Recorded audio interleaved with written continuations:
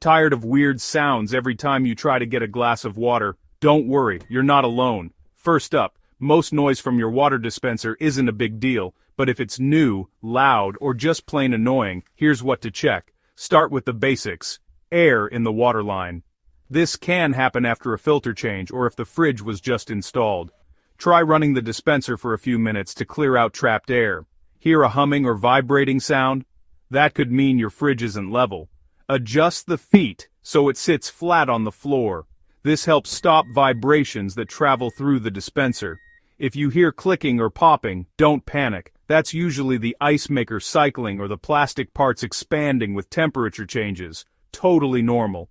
A grinding noise. Check if the water filter is installed right. Remove and reseat it. Sometimes it just needs a twist.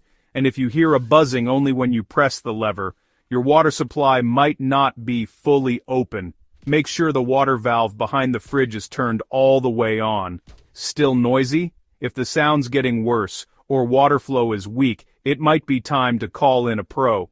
Remember, a little noise is normal, but now you know how to keep it in check.